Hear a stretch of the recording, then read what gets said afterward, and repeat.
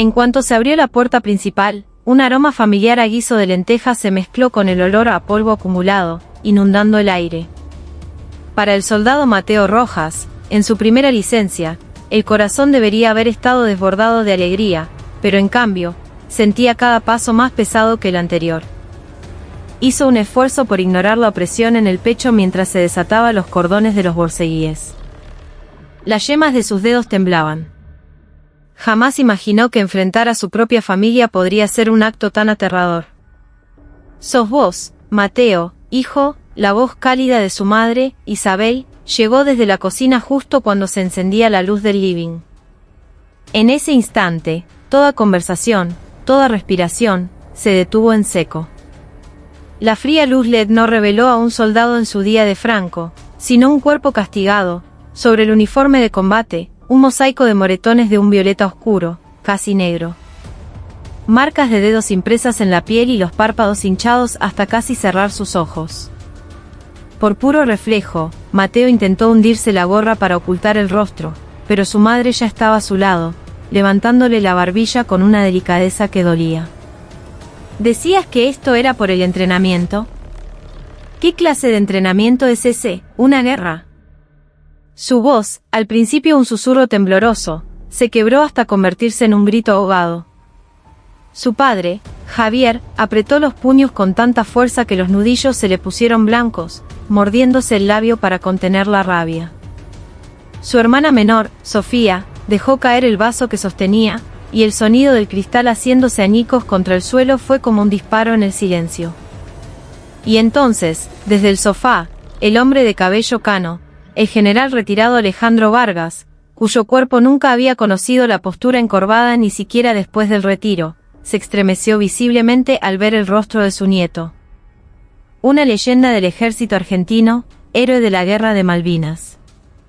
Un hombre de acero que rara vez había cambiado su expresión, ni siquiera en los campos de batalla más cruentos. Pero ahora, las venas se marcaban con furia sobre sus ojos enrojecidos, y su respiración era áspera, como si estuviera tragando fragmentos de metal. Mateo, la voz de su abuelo era una marea baja y peligrosa, cargada de una tormenta inminente. ¿Quién te hizo esto? Mateo negó con la cabeza, la mirada clavada en el suelo. Fue un accidente durante el entrenamiento, abuelo. Me caí.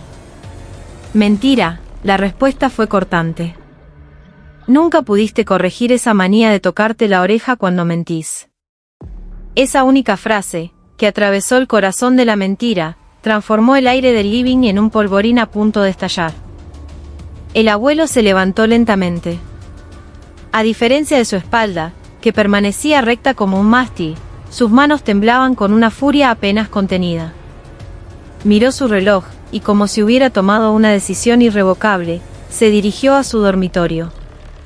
Con un gesto brusco, rasgó el plástico transparente que aún cubría su uniforme de gala, y de allí sacó la chaqueta con 3 estrellas plateadas en los hombros. Los ojos de Mateo se abrieron como platos. Su madre contuvo el aliento. El armario estaba cubierto por una fina capa de polvo, pero las insignias de plata brillaban como cuchillas afiladas en la penumbra. El abuelo comenzó a abrocharse los botones, uno por uno, murmurando para sí mismo. El retiro es un estado administrativo. El uniforme es el mismo. Y yo todavía no estoy muerto. Una vez vestido, se paró frente al espejo. Entre las arrugas forjadas por la guerra y el tiempo, el témpel de acero resurgía. En el instante en que las 3 estrellas de teniente general destellaron en sus hombros, Alejandro Vargas ya no era un anciano retirado. Era una fuerza de la naturaleza a punto de desatarse. Salió de nuevo al living, tomó una vieja bandera de su regimiento que colgaba en la pared, la enrolló con precisión marcial y posó una mano en el hombro de Mateo. El silencio se hizo denso, cargado de electricidad. Alejandro asintió con firmeza a su familia. Vamos a la base. Ahora mismo. Javier, su hijo, intentó detenerlo. Papá, ya estás retirado. ¿Es de noche? ¿Qué vas a hacer? Un general puede estar retirado, Javier, pero la justicia nunca se toma licencia. El abuelo sacó su celular, marcó un número corto, y con la voz clara y autoritaria de quien da una orden de operaciones, dijo: «Habla Vargas. Necesito un vehículo ahora mismo. Destino: Campo de Mayo, Regimiento de Infantería 7». Al otro lado de la línea, una voz impregnada de disciplina militar respondió al instante: «A la orden, mi general». Colgó y se calzó los borceguíes de gala. Sus pasos, pesados y resonantes, se dirigieron hacia la entrada.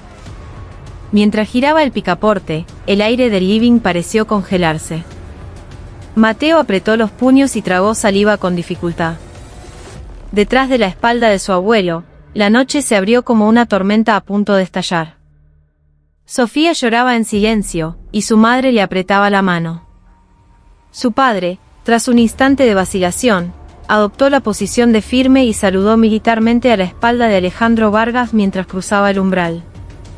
La puerta se cerró con un golpe seco, y la casa, hasta entonces un remanso de paz, se convirtió en el ojo del huracán. Esa noche, las 3 estrellas habían vuelto a moverse. Un jeep militar solitario rasgaba el silencio de la ruta en la madrugada.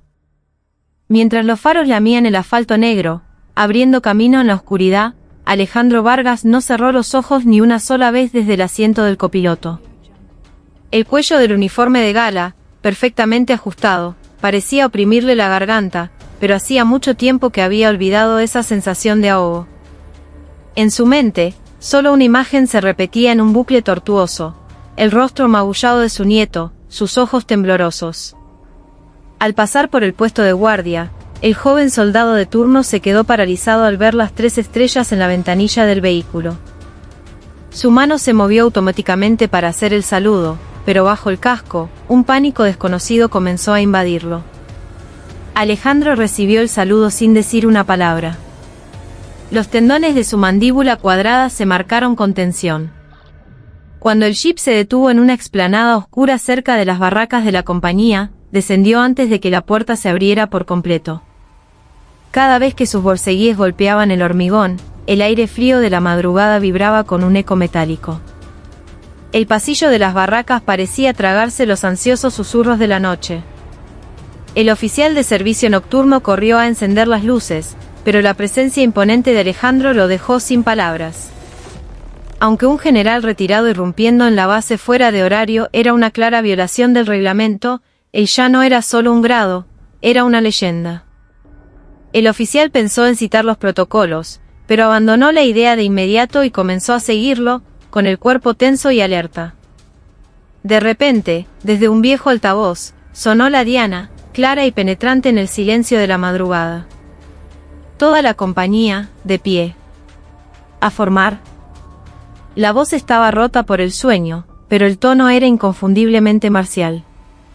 Al instante, las puertas de acero inoxidable de los dormitorios se abrieron con un estruendo, como fichas de dominó cayendo una tras otra. Los soldados, frotándose los ojos, salieron corriendo y se alinearon bajo las tenues luces del pasillo, en una mezcla de sonidos de hojotas arrastrándose desde las duchas y gorras ajustándose con golpes secos. Alejandro observó en silencio la escena que había provocado, el edificio dormido ahora despierto y en tensión. Eran los hijos de alguien, el futuro de alguien. Y uno de ellos era la persona más preciada para él. Su mirada recorrió los rostros de los soldados, y pareció ver cómo la culpa y el nerviosismo se materializaban detrás de la formación. El jefe de la compañía, un paso al frente, ordenó a Alejandro en voz baja. El mayor, con el rostro congelado, avanzó. Aún sin comprender la situación, solo atinaba a tragar saliva. Soy el mayor Ricardo Núñez, jefe de la 7ª compañía. ¿En qué puedo servirlo a estas horas, mi? Tráigame la lista de todo el personal de la compañía. La orden, breve y helada, le rozó el cuello como el viento de invierno. El mayor Núñez comprendió entonces que no estaba frente a una persona ordinaria. Mientras preparaban la lista, la tensión entre los soldados se podía cortar con un cuchillo. A lo lejos, el altavoz de la base chirrió y luego se oyó la voz del jefe del batallón, que venía corriendo tras recibir la llamada del oficial de servicio.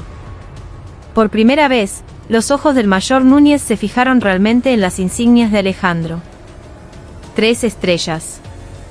Se le cortó la respiración. Un grado que, aunque ya no figuraba en los registros activos, todavía pesaba como una montaña en la niebla de la madrugada. El mayor intentó argumentar, con un respeto forzado: mi general, a esta hora los soldados. El tiempo para la negligencia que usted cometió ya pasó. Yo vengo con una prueba tan clara como el rostro de mi nieto. La voz de Alejandro era baja, pero resonó en las paredes del pasillo. La mirada del mayor vaciló. Me informaron que fue un accidente durante el entrenamiento. No me haga repetirlo. Alejandro tomó la lista y señaló un nombre con el dedo índice. Cabo primero Franco Acosta. Luego, otro. Cabo Sebastián Díaz. Un odio más oscuro que la tinta impresa en el papel parecía emanar de la punta de su dedo. Se giró para mirar a los soldados. Acosta. Una expresión de suficiencia se congeló en el rostro de un soldado al final de la formación. De hombros anchos y brazos como troncos, era un cabo que vivía en la fantasía de ser el rey de la unidad. Pero ante esa voz, su autoridad se hizo añicos como el cristal. Al frente. Franco Acosta avanzó, con los labios temblando. Acababa de descubrir lo que era una mirada que no contenía ni una pizca de miedo hacia él. Poco después, también llamaron a Díaz.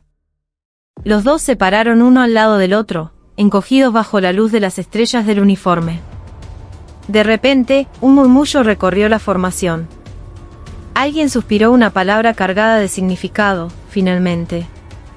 Alejandro esbozó una sonrisa sin alegría. Los dos, arremánguense.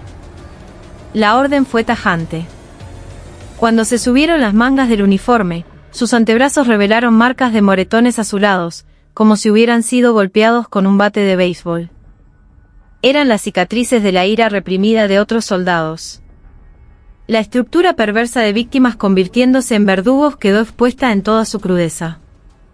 ¿Esas son sus medallas?, preguntó Alejandro sin mover una ceja. Las marcas que dejaré grabadas en sus mentes hoy serán mucho más profundas y claras que las que ustedes hicieron con sus propias manos.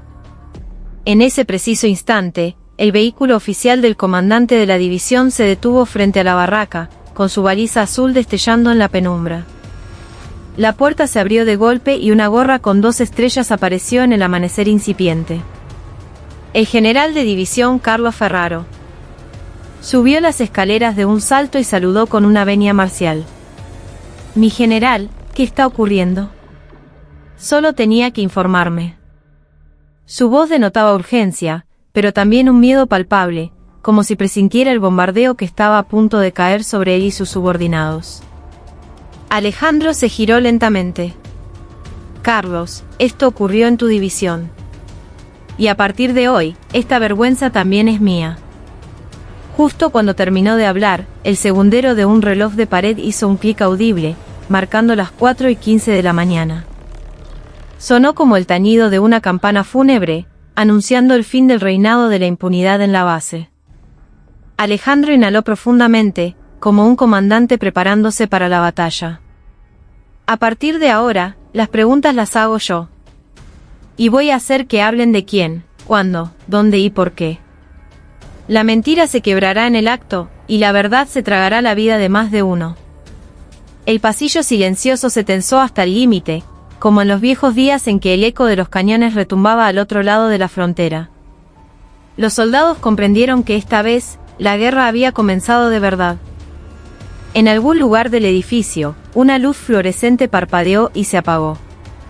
Al pie de las escaleras, alguien finalmente dejó escapar un sollozo contenido. En el aire gélido del amanecer, en el momento en que 3 estrellas se enfrentaron a 2, la oscuridad interna de la división quedó desnuda, expuesta como bajo un reflector gigante. Y allí mismo, Alejandro Vargas consolidó su decisión: el castigo que impartiría sería mucho más profundo que los moretones grabados en el rostro de su nieto. El aire de la madrugada estaba cargado de un silencio a punto de estallar. La luz fluorescente que se derramaba por el suelo del pasillo parpadeó, y el eco de los borceguíes comenzó a resonar frente a cada barraca. el general de división Carlos Ferraro le arrebató el handy al oficial de servicio y llamó simultáneamente al jefe de batallón, al jefe de la policía militar y al jefe del servicio médico. Mientras las respuestas se superponían en la radio, Alejandro se plantó frente a la formación. Su presencia era tal que ni siquiera su camarada con 2 estrellas se atrevía a intervenir. Acosta. Díaz. Si son hombres, díganme ahora mismo qué tan fuerte fue el golpe que le dieron a mi nieto. Franco Acosta tragó saliva y bajó la cabeza. Solo fue una broma, mi general. Broma. Alejandro dio un paso adelante, y los hombros del cabo se encogieron. Por esa broma, un soldado tiene el pómulo fisurado. Supongo que eso figurará en su historial médico, ¿no? El oficial médico, que había llegado corriendo, le entregó a Alejandro una copia impresa del informe de Mateo. La radiografía mostraba una microfractura y contusiones severas con una claridad brutal. Levantó los papeles, mostrándolos a todos los soldados. ¿Esto que está escrito aquí es el resultado de una broma? ¿Acaso los huesos se ríen? De repente, desde el fondo de la formación, se escapó un sollozo reprimido. Alejandro levantó la vista hacia las cabezas gachas, y una onda de temblor recorrió las filas. Finalmente, otro soldado, un voluntario de primera, levantó una mano temblorosa. Yo intenté denunciarlo, pero el mayor Núñez me dijo que me callara y aguantara. El jefe de batallón, que subía las escaleras a toda prisa, se detuvo en seco al oír esas palabras. El mayor Núñez se puso pálido como el papel. Su cargo incluye la negligencia, la voz de Alejandro fue un latigazo. Deje constancia de por qué silenció el informe. Usted tampoco está libre de responsabilidad. En ese momento, la puerta lateral se abrió de golpe y un pelotón de la policía militar entró corriendo.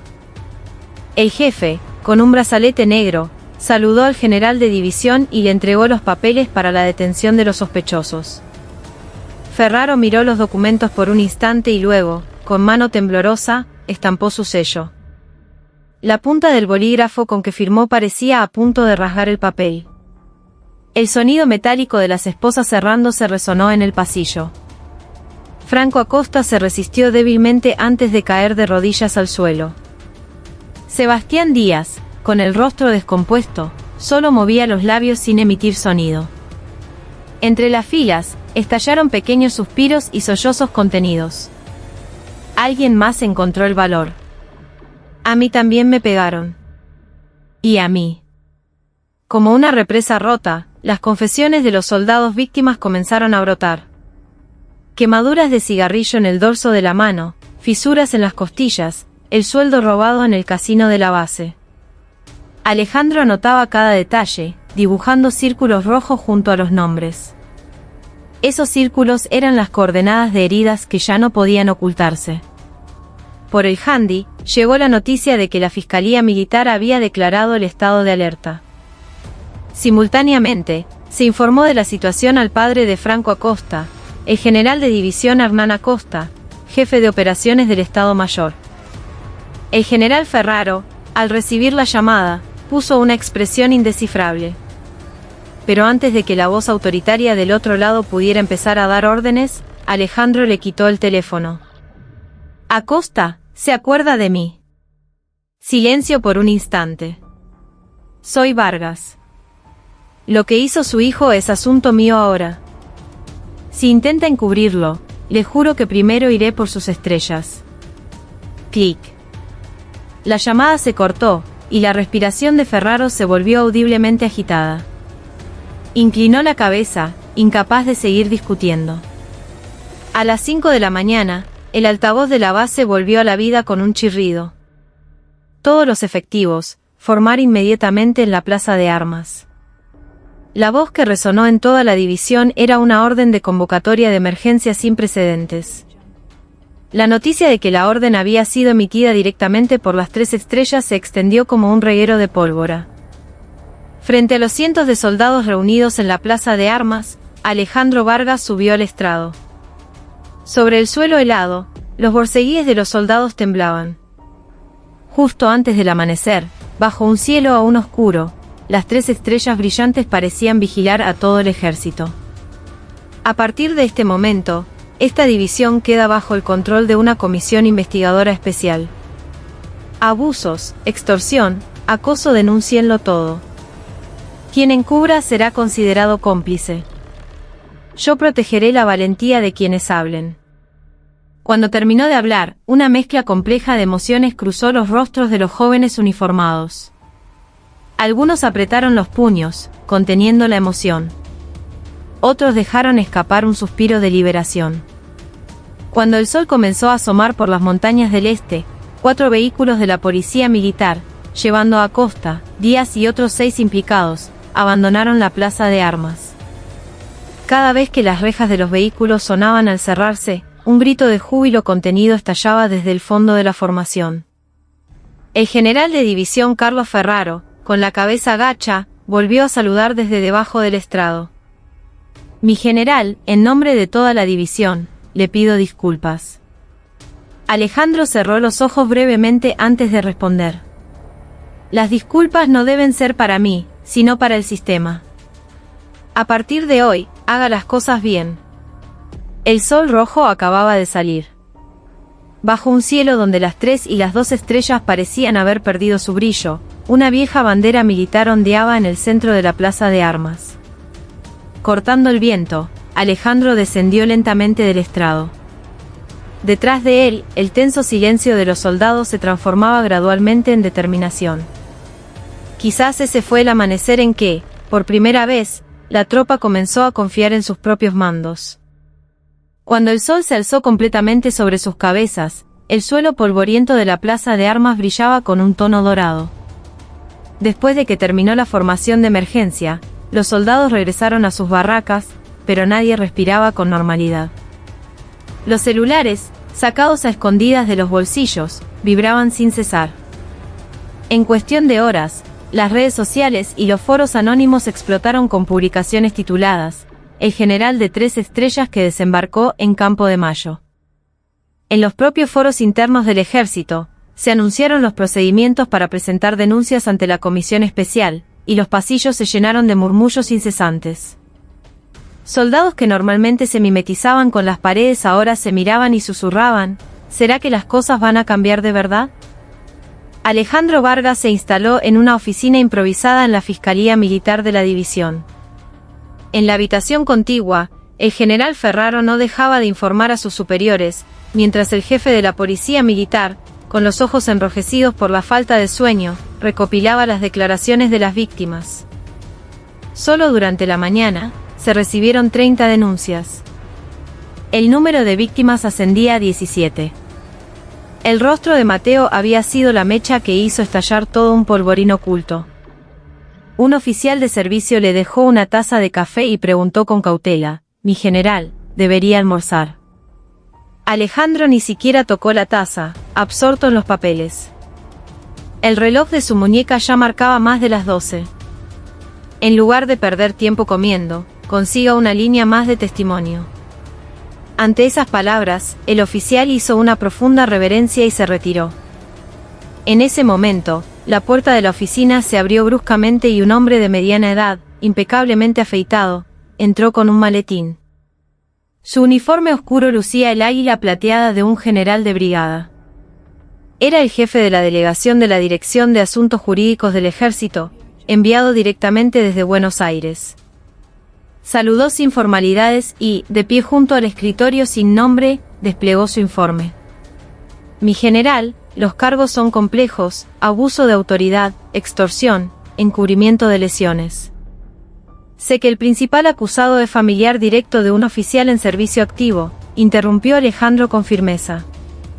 «Por eso lo llamé a usted». El general de brigada suspiró profundamente y pasó la página. Hay demasiados testimonios de víctimas. La responsabilidad de mando del jefe de compañía, de batallón e incluso del jefe de división es clara, y hay indicios de interferencia desde niveles superiores.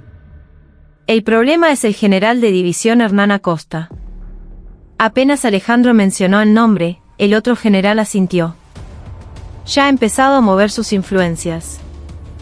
Presiona a los medios, a la cadena de mando incluso ha contratado un estudio de abogado civil. Intentará forzar un acuerdo y una reducción de la pena antes de que el escándalo se magnifique. Alejandro cerró la carpeta y se puso de pie. Se acabaron los acuerdos. Aquí solo existen la ley y el reglamento. Tomó su gorra y salió al pasillo. De camino a la sala de prensa improvisada, su teléfono sonó varias veces. El director de personal del Ejército, la Inspección General del Ministerio de Defensa, incluso asesores de la Comisión de Defensa del Congreso. Todos, con una sola voz, le pedían calma, prudencia, cuidar la imagen de la institución. Cada vez, Alejandro simplemente apagaba el teléfono. En la sala de prensa, las luces de las cámaras y los cuadernos de los periodistas brillaban como cuchillas afiladas. Los corresponsales de defensa lanzaron preguntas provocadoras. No es un abuso de poder que un general retirado interfiera en una investigación militar, no se trata de una venganza personal. Alejandro se ajustó la chaqueta y declaró con sencillez, esto no es personal. La única razón por la que he vuelto a ponerme el uniforme de general es para no olvidar el peso de la responsabilidad. Mis 3 estrellas las gané con la sangre y el sudor de los soldados en el campo de batalla. Hoy he venido a defender las lágrimas de esos soldados. Los flashes estallaron sin cesar. Sus palabras tuvieron más fuerza que cualquier comunicado oficial del Ministerio de Defensa. Al fondo de la sala, un abogado de un importante estudio jurídico, vestido de civil, observaba la escena con los brazos cruzados y una expresión impasible. En la pantalla de su celular, un mensaje emergía: General Acosta, la batalla mediática está perdida. A las 3 de la tarde, en el cuartel general de la investigación, se finalizó la lista de acusados para la solicitud de prisión preventiva. El cabo primero Acosta, el cabo Díaz, 6 cómplices, el mayor y el teniente jefe de compañía por negligencia, el jefe de batallón por encubrimiento y finalmente, el general de división Hernán Acosta por abuso de autoridad. 12 acusados, 23 víctimas. La mayor investigación interna en la historia de la división. Sin embargo, al caer la tarde, comenzó un contraataque inesperado. Un fax con membrete de un alto funcionario del Ministerio de Defensa llegó a la división. El contenido, bajo el pretexto de ajuste de jurisdicción, ordenaba la transferencia de parte del caso de la Policía Militar a la Fiscalía General del Ejército. En la superficie, parecía un mero trámite, pero en realidad era una táctica para ganar tiempo. En los pasillos, oficiales nerviosos se pasaban copias del documento, susurrando, no estarán tratando de cajonear el caso desde arriba. Alejandro llamó inmediatamente al general de brigada. Si les permitimos ganar tiempo, las pruebas desaparecerán y las víctimas volverán a guardar silencio. El otro general dudó. Mi general, esto ya no es un asunto militar, es político. Si un retirado sigue al frente, puede haber repercusiones. Por eso mismo me necesitan. Alejandro le dio una palmada en el hombro. Usted, como jefe de la investigación en servicio activo, presione con los procedimientos legales. Yo, desde atrás, usaré todos los contactos de mis años como general para convencer a la prensa, al Congreso y a las asociaciones de veteranos. A ver quién cae primero. Esa noche, la reunión de situación en el Estado Mayor del Ejército fue un campo de batalla sin precedentes. A través de una videoconferencia, el general Hernán Acosta gritaba a sus subordinados. Es solo un correctivo de un superior a un subordinado. ¿Van a manchar mi honor por un accidente que podría ocurrir en cualquier guerra? Su puño golpeó la mesa, haciendo vibrar el monitor. Quien le respondió fue el jefe de la Dirección de Asuntos Jurídicos, aferrado a una copia del Código de Justicia Militar. General, su hijo no solo causó lesiones graves, sino que también ordenó la eliminación de los registros médicos. Según el Código Militar, esto es abuso de autoridad con agravante de lesiones graves. La situación es muy seria.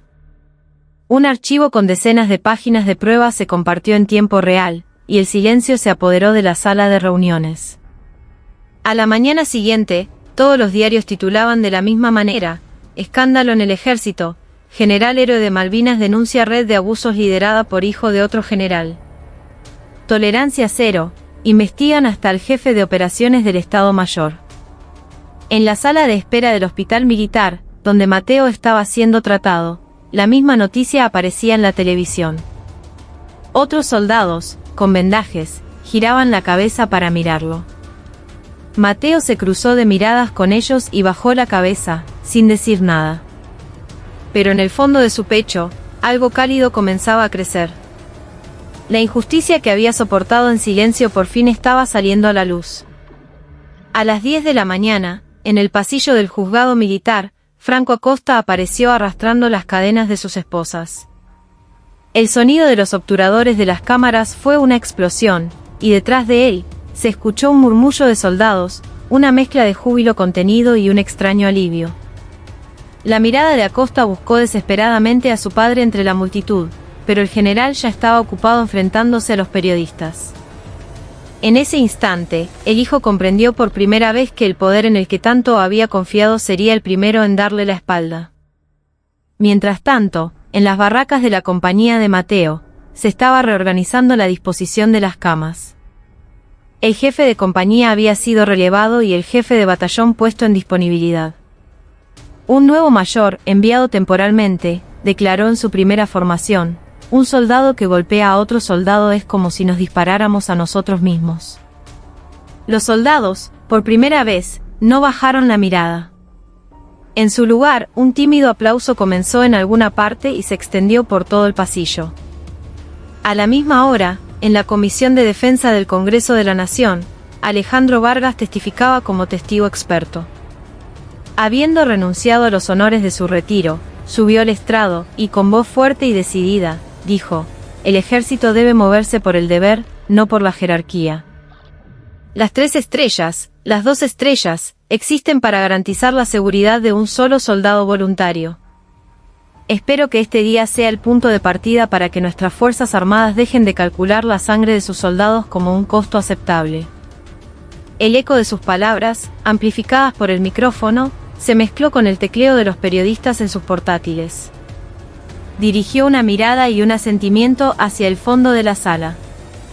Allí, con las vendas ya retiradas y una cicatriz aún visible, estaba su nieto, Mateo, luciendo las nuevas insignias de cabo recién ascendido. La mirada de Alejandro era serena, pero en su interior, la llama que ni siquiera décadas de guerra habían podido apagar ardía de nuevo. Un rayo de sol de verano se coló entre las columnas del Congreso, tiñendo de oro, una vez más, las insignias del viejo general. Las estrellas estaban un poco más deslucidas que antes, pero su luz era, si cabe, más intensa. La sala de servidores del centro de comando de la división, incautada por la Fiscalía Militar, estaba llena de etiquetas rojas de prueba precintada que ondeaban con la corriente de aire. La oficina del general de división Hernán Acosta no fue la excepción. A las 3 de la madrugada, cuando la policía militar irrumpió, sus asistentes intentaron destruir documentos en una trituradora, pero el motor se sobrecalentó y se detuvo. El juego había terminado. Cada caja de almacenamiento llevaba una etiqueta con los cargos: abuso de autoridad, intento de destrucción de pruebas. Frente a los servidores parpadeantes, Alejandro observaba en silencio el proceso de copia de los discos duros. A sus más de 70 años, las venas del cansancio se dibujaban finamente en sus ojos, pero su mirada nunca perdió el foco. A la misma hora, en el Juzgado Militar Federal de Buenos Aires, un tribunal de emergencia pasaba la noche en vela revisando los expedientes. 12 acusados, 3 tomos de acusación. En el pasillo exterior, los logos de los micrófonos de los medios de comunicación brillaban como luces de neón. La época en que se buscaban clics con titulares sensacionalistas como "El hijo del general golpeador" ya había pasado. Ahora, el caso se había convertido en el epicentro de una triple tormenta: derechos humanos en las Fuerzas Armadas, el cartel de los privilegiados y la reforma institucional. Justo después de que el último recurso de la defensa para evitar la prisión preventiva fuera rechazado, Franco Acosta, tumbado en su celda de aislamiento, se golpeó la cabeza 3 veces contra la pared. Mi viejo me abandonó. La sangre brotó de su frente. El guardia, tras recibir una llamada, abrió la puerta de hierro con un chirrido.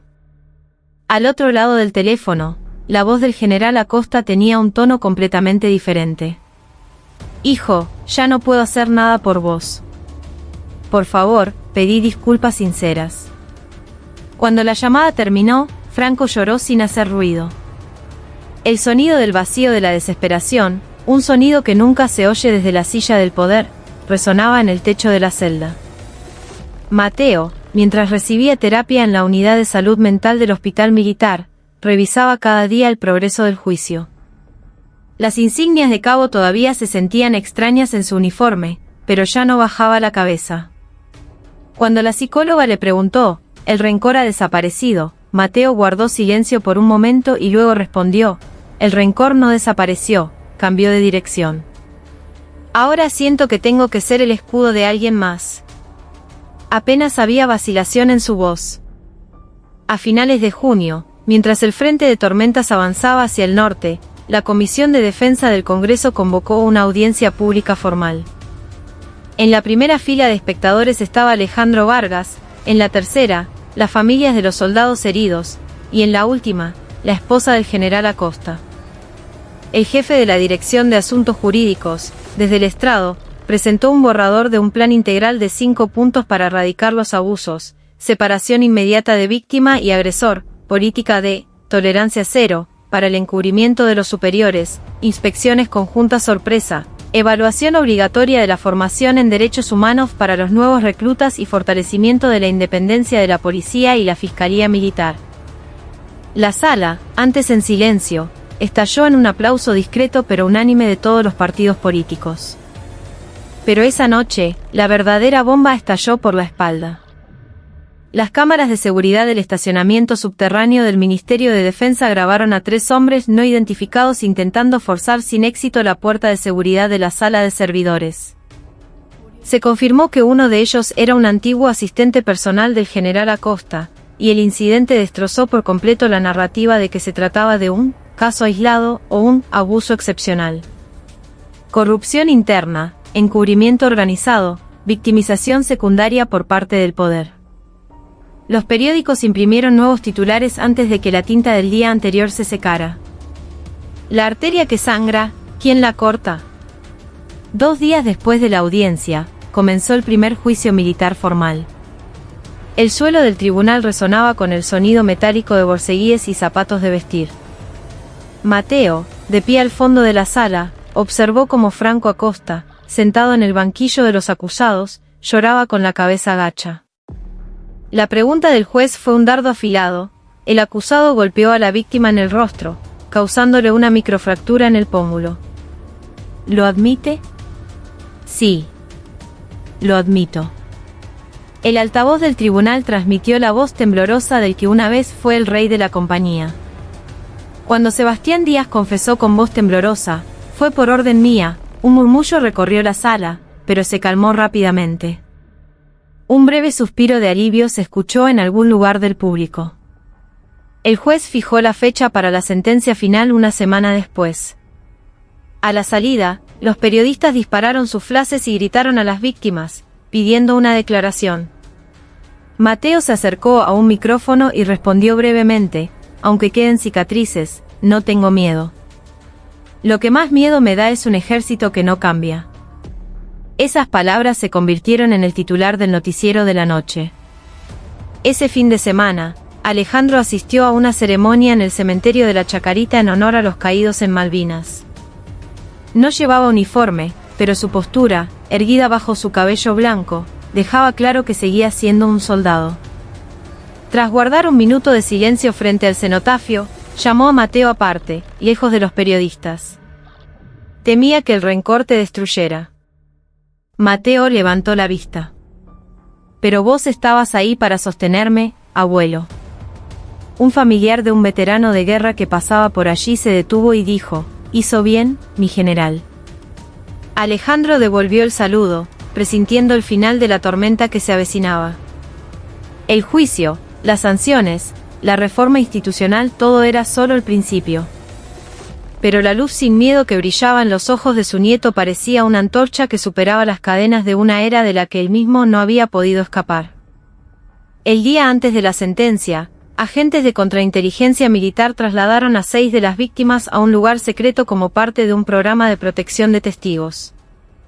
Un sedán negro los persiguió por la ruta antes de rendirse, pero las marcas de neumáticos quemados en el asfalto dejaron un rastro de amenaza escalofriante. Al día siguiente, la policía militar encontró huellas dactilares en el vehículo, que coincidían con las de un oficial retirado cercano a Acosta. El informe, que no podía ocultarse, fue compartido con la Fiscalía General. La mañana del veredicto, frente al tribunal, una fila de soldados sostenía pancartas caseras en una manifestación silenciosa por la tolerancia cero. Somos camaradas, no rangos, encubrir no es servir, la justicia no se toma licencia. Los soldados que no consiguieron entrada siguieron el juicio en vivo por sus teléfonos. La sentencia se dictó a las 3 de la tarde. El segundero del reloj del tribunal hizo un clic metálico al marcar la hora exacta. Acusado Franco Acosta, condenado a 4 años y 6 meses de prisión por los delitos de abuso de autoridad, lesiones graves y privación ilegítima de la libertad. Acusado Sebastián Díaz, condenado a 3 años de prisión. Cómplices, penas de entre 1 año y medio y 2 años. Mayor Ricardo Núñez, 2 años de prisión y destitución deshonrosa. Jefe de batallón, 1 año de prisión en suspenso. General de división Hernán Acosta, relevo inmediato de su cargo y procesamiento por abuso de autoridad, encubrimiento y obstrucción a la justicia. Cuando terminó la lectura, el aire del tribunal estaba tan tenso que se podía cortar con un cuchillo. Pero desde un rincón del público, estalló un aplauso. 1 o 2 aplausos se convirtieron en una ola que se extendió por el pasillo, las escaleras y hasta la plaza exterior. Alguien lloró. Alguien abrazó a su hermano en silla de ruedas. Y alguien, un soldado de licencia en un rincón, llamó a un compañero con manos temblorosas para decirle, lo logramos. Al salir del tribunal, un periodista le preguntó a Mateo, ¿cree que esto se ha acabado? Mateo bajó la cabeza un instante y luego la sacudió lentamente. No. Creo que esto recién empieza. Detrás de él, Alejandro caminó lentamente y rodeó el hombro de su nieto. Bajo el sol ardiente de la tarde, las sombras de los dos se fusionaron en una sola. La sombra parecía unir las 3 estrellas del general y las insignias de cabo recién estrenadas, pesada y sólida. Y en el cielo lejano, las nubes oscuras comenzaron a dispersarse, abriendo paso a un trozo de cielo azul de finales de verano. Un botón del uniforme brilló con el viento. La sentencia de hoy no sería una lápida para enterrar el pasado, sino la mecha de un nuevo comienzo. Alejandro y Mateo, en silencio, levantaron la vista hacia ese cielo. Entre el azul, fluía una promesa, transparente pero inconfundible. Incluso después de que terminara el juicio, el ambiente dentro y fuera de la base seguía candente como las brasas. Al día siguiente del veredicto, los muros del juzgado militar amanecieron cubiertos de grafitis, una mezcla de ira y esperanza. Protejamos al verdadero camarada. El silencio es complicidad.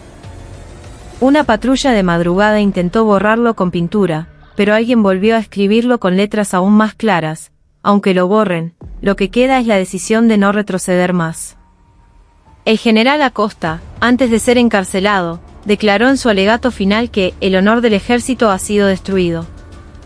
Pero sobre el escritorio que dejó vacío, el nuevo general designado colocó un archivo transparente. En la primera página, escrita con un grueso marcador rojo, se leía la enmienda al reglamento, destitución inmediata en caso de abuso y encubrimiento. Junto a ella, un bolígrafo esperaba una firma. El honor del pasado había desaparecido, pero el honor de un nuevo nombre comenzaba a llenar ese espacio. En una semana, la división se transformó en un laboratorio. Se instalaron buzones de denuncias anónimas en cada barraca y los patrullajes nocturnos de la policía militar se intensificaron. Pero lo más importante fue que la charla sobre derechos humanos antes del toque de queda dejó de ser un ritual vacío para convertirse en un verdadero foro de debate. Al principio, los soldados bajaban la cabeza con incomodidad, pero poco a poco empezaron a hablar de lo que habían sufrido y presenciado. Incluso cuando las palabras se trababan y las manos temblaban, siempre había alguien detrás para dar una palmada de apoyo en la espalda. Estaban aprendiendo que el coraje en el ejército ya no era la capacidad de soportar la violencia. Sin embargo, la resistencia fue feroz. Algunos oficiales relevados usaron foros anónimos para difundir la idea de que la disciplina militar se estaba desmoronando por culpa de ilógicas civiles. Incluso circularon teorías conspirativas que afirmaban que el general de 3 estrellas estaba siendo utilizado políticamente. Esas publicaciones acumulaban cientos de comentarios en minutos, creando la ilusión de que se podía volver al pasado. En particular, en algunas unidades periféricas, se descubrió que los soldados que habían denunciado estaban siendo sutilmente marginados por manchar el nombre de la unidad. Mateo, en su primer fin de semana de regreso a la base, organizó una reunión de víctimas en un espacio de café improvisado. Frente al micrófono, carraspeó y comenzó a hablar con voz tranquila. Lo que me pasó no fue por mala suerte, fue posible porque el sistema era defectuoso. Si hoy dejamos de testificar, alguien más tendrá la misma mala suerte. Antes de que terminara, una mano se alzó enérgicamente al fondo. Era un soldado con una cicatriz en el rostro. Yo también quiero hablar. Al instante, 5 o 6 manos más se levantaron.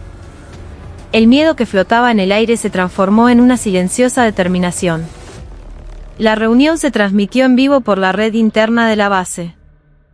El mismo canal donde antes resonaban los insultos y las risas de los agresores, ahora estaba lleno de una sinceridad más profunda que la sangre. Lejos de allí, en el comando de defensa de la capital, los padres de los nuevos reclutas que vieron el vídeo llamaron al Ministerio de Defensa en plena noche para agradecer. Sentimos que el lugar donde servirá nuestro hijo será un poco mejor. El peso de las estrellas que Alejandro había invocado en el Congreso parecía por fin trasladarse a los hombros de los soldados. Pero la última resistencia surgió del lugar más oscuro. Después de que la sentencia fuera firme, el dueño de una empresa contratista del ejército, pariente de Franco Acosta, fue arrestado por intento de soborno de testigos. Para revertir el juicio, había ofrecido una gran suma de dinero a las familias de las víctimas y, ante su negativa, las había amenazado con que serían enterradas para siempre en el ejército.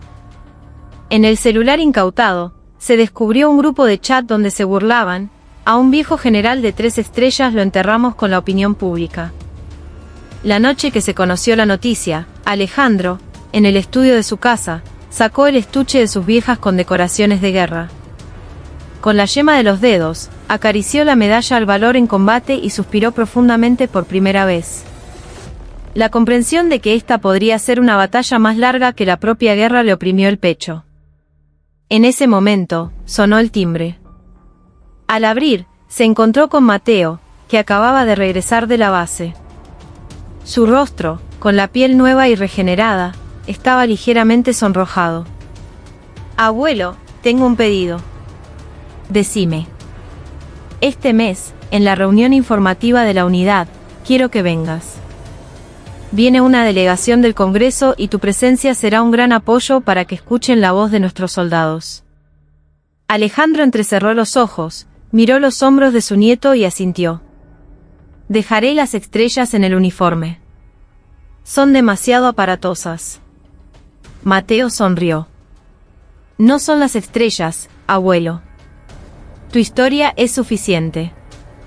Días después, en el auditorio de la división, Alejandro Vargas se paró en el escenario con auriculares.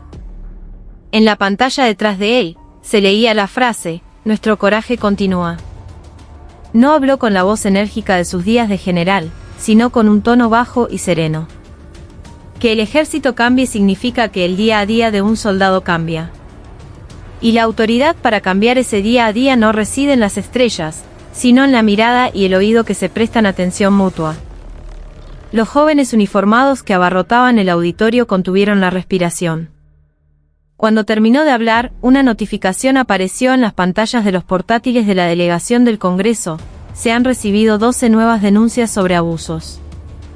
La mitad de ellas a través de los nuevos buzones de denuncia. El jefe de la delegación, mientras tomaba notas, le susurró a su colega: lejos de disminuir, los casos han aumentado. El otro legislador respondió en voz baja, son las voces que estaban silenciadas las que están saliendo a la luz. Es el primer paso correcto. En el pasillo, a la salida, Mateo le preguntó a su abuelo, ¿crees que hoy movimos un poco nuestro ejército? Alejandro pensó un momento y respondió, una roca no se rompe de un solo golpe. Pero la grieta ya está hecha. Donde yo golpeé con el puño, vos vas a sumar tus 2 manos. Los dos se miraron y sonrieron. El cielo nublado de la tarde se derramaba a través de los ventanales del auditorio.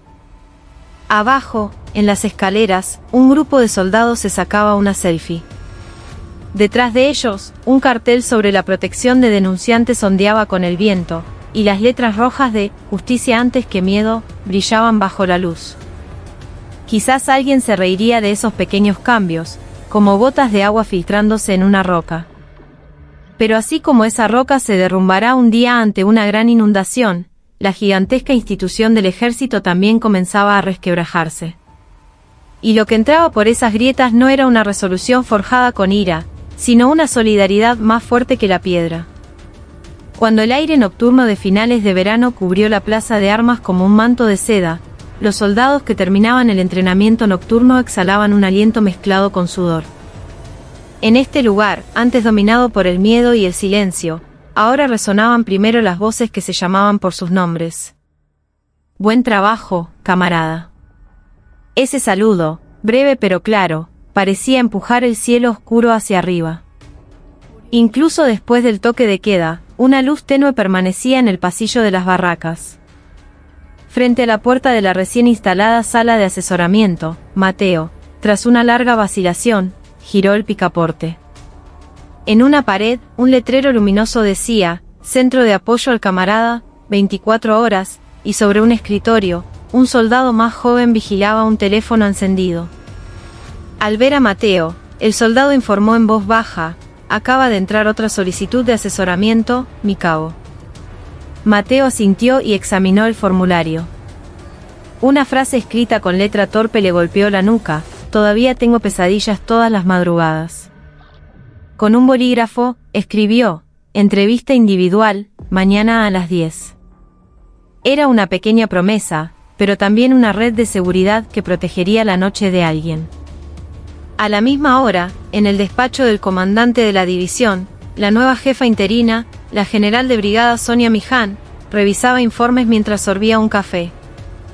Era famosa por haber diseñado el programa Tolerancia Cero.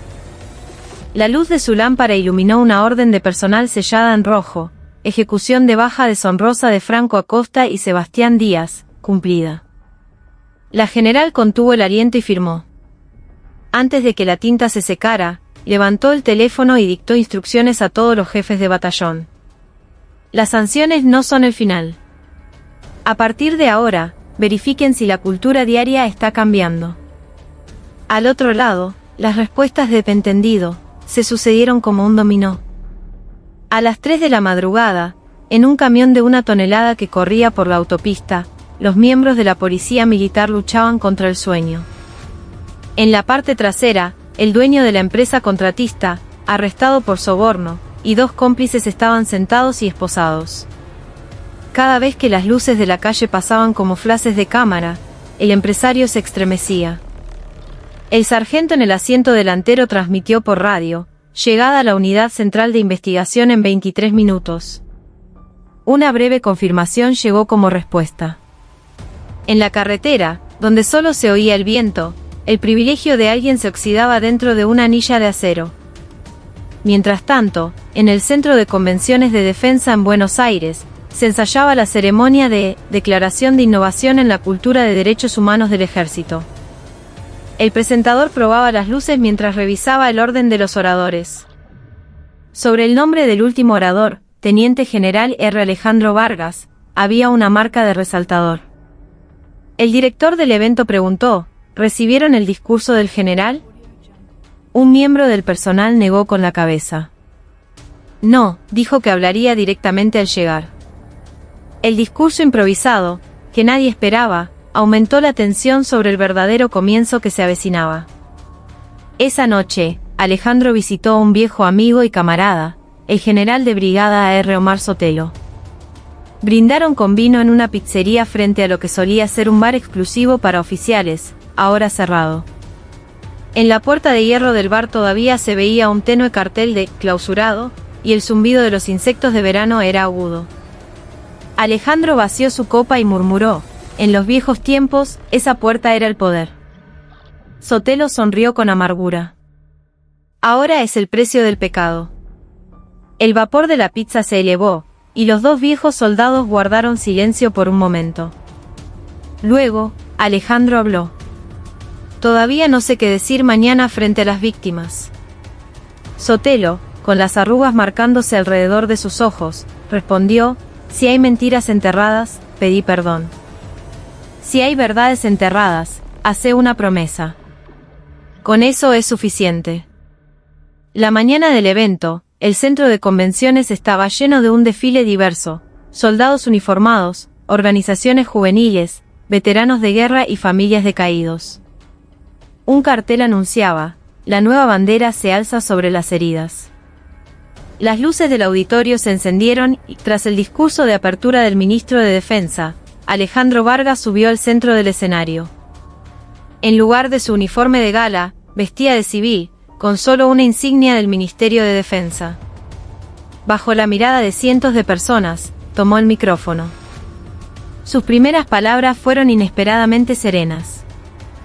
Cuando a un soldado se le ordena morir, lo que le ayuda a tragarse el miedo es la mano de un camarada. Lo que intentamos cambiar hoy es asegurarnos de que esa mano sea un pilar de apoyo, no un puño que golpea. El aire acondicionado pareció detenerse, y un silencio profundo cayó sobre el salón. Alejandro señaló alternativamente a la sección de oficiales y a la de la tropa. «Esas 3 estrellas, 2, una y esta ropa sin insignias, todas llevan grabada la misma palabra: Argentina. Ante ese nombre, ¿quién tiene derecho a golpear a quién? La jerarquía es la forma de la responsabilidad, no una licencia para la violencia». Su voz, firme pero sin temblor, provocó un aplauso tardío. Al principio, fueron unas pocas manos tímidas, pero pronto se extendió como una espuma por todas partes. Mateo, en la última fila, se puso de pie con los ojos enrojecidos. Las víctimas se abrazaron y levantaron la cabeza.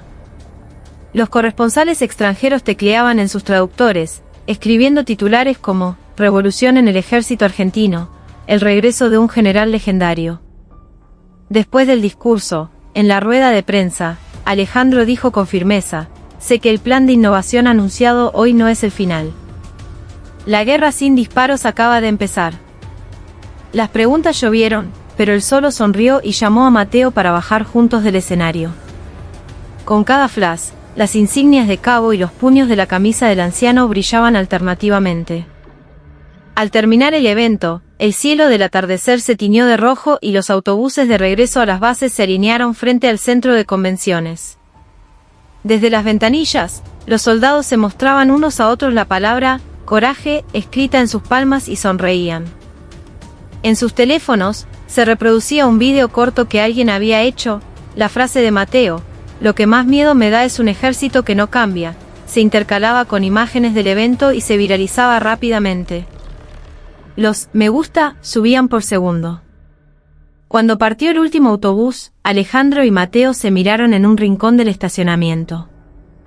El resplandor rojo del atardecer se extendía sobre sus hombros, uniéndolos. Alejandro dijo: «Ahora me toca a mí dar un paso al frente». Mateo asintió. «Entendido. Pero me gustaría que, cuando mire hacia atrás, usted todavía estuviera ahí, abuelo». El viejo general escuchó esas palabras, se enderezó y sonrió. «Estaré atrás. Solo que un poco más lejos». La noche cayó y las luces de la plaza de armas se apagaron de nuevo. Pero la oscuridad era diferente a la de antes. Se oían risas flotando en el aire, el sonido de una guitarra desde una ventana y los pasos de quienes corrían hacia la guardia de la madrugada. Todo eso, abrazándose mutuamente, forjaba una nueva disciplina. Las pequeñas gotas de agua que se filtraban en la roca ahora ensanchaban la grieta, listas para convertirse en un río. Y en el cielo, una luna creciente estaba suspendida. Bajo su luz, en cada ventana de las barracas, ondeaba un pequeño letrero de papel. Justicia antes que miedo. Las letras, brillantes como estrellas, danzaban con el viento. Y en el horizonte que esa luz alcanzaría algún día, crecía una solidaridad más fuerte que cualquier insignia. Cuando el resplandor del atardecer desapareció por completo, las estrellas se encendieron una a una sobre la base. Pero esa noche, la estrella más brillante no estaba en el cielo, sino encendida en el corazón de la gente. En noviembre, cuando el otoño se profundizaba, se inauguró oficialmente el primer centro de apoyo al camarada del ejército argentino. En la ceremonia de apertura, Mateo dio un discurso acompañado no por la banda militar, sino por un conjunto de guitarras de sus compañeros. No ocultaremos nuestras heridas, nos convertiremos en la cura del otro.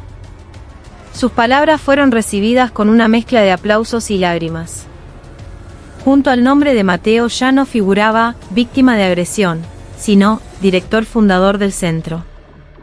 Ese día, Alejandro, desde el fondo del auditorio, dobló en silencio el folleto del evento. El lema "Una solidaridad más fuerte que las estrellas" resonaba como una ola, y las risas de los soldados estallaban por los altavoces. De repente, recordó su juventud en el campo de batalla, cuando recibió su primera estrella. La había ganado tras innumerables noches, pero el peso que sentía hoy era diferente. El momento en que aprendió a dejar ir las estrellas era más abrumador y ardiente que el momento en que las había ganado. Esa misma tarde, la general Sonia Miján presentó al ministro de Defensa el primer informe de resultados del programa piloto Tolerancia Cero. La portada del informe mostraba cifras sorprendentemente altas: aumento del 280% en las denuncias, 0 casos de victimización secundaria. El ministro, tras firmar, la miró a los ojos y preguntó: ¿cuál es el cambio más grande que siente en el terreno? La general pensó un momento y respondió: ahora, en el relevo de la guardia nocturna, un "cuídate" se ha convertido en el saludo estándar. Esa simple palabra cambia el aire de toda la unidad. El ministro asintió. En la parte inferior del informe, había una frase escrita en letra pequeña: la responsabilidad empieza desde arriba, pero el cambio crece desde el costado. El día que cayó la primera nevada del invierno, se celebró una ceremonia en honor a los veteranos en un antiguo campo de batalla.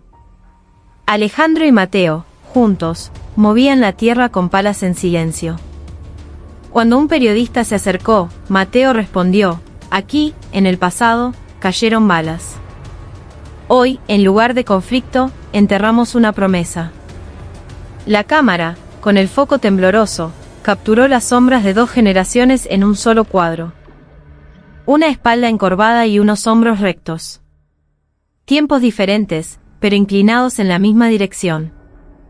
Esa noche, una fina capa de nieve se acumuló bajo las ventanas de las barracas. Un soldado más joven le ofreció a Mateo en secreto un calentador de manos. ¿Está calentito, mi cabo? Mateo sonrió, le devolvió el calentador y dijo: asegúrate de pasárselo al próximo de guardia.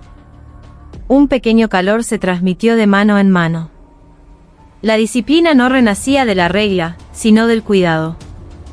Alejandro finalmente rechazó el nombramiento como asesor de innovación del ejército. Dejó solo una breve carta que decía: mi papel ha terminado, y se mudó con su esposa a una pequeña casa en el campo. A cambio, le entregó a su nieto un viejo cuaderno del colegio militar. Entre las notas de estrategia y táctica, había una sola frase subrayada en rojo: para ser un ejército fuerte, primero hay que ser personas fuertes. Y una persona fuerte nunca golpea a un débil. Mateo puso el cuaderno en su mesita de noche y lo releía cada vez que escribía en su diario de servicio. En la última página, había añadido una nueva nota: una persona fuerte es la que primero tiende la mano al que tiene al lado. Una noche, caminando sobre la nieve bajo la luz de las estrellas, después de terminar su turno de guardia, Mateo miró al cielo. En el aire limpio, un cúmulo de estrellas parecía a punto de caer. De repente, sintió algo en su pecho que latía más brillante que todas esas estrellas. Ya no era el metal de una insignia. Eran los nombres de los camaradas que se habían levantado sobre la injusticia, el coraje que había superado el miedo y la luz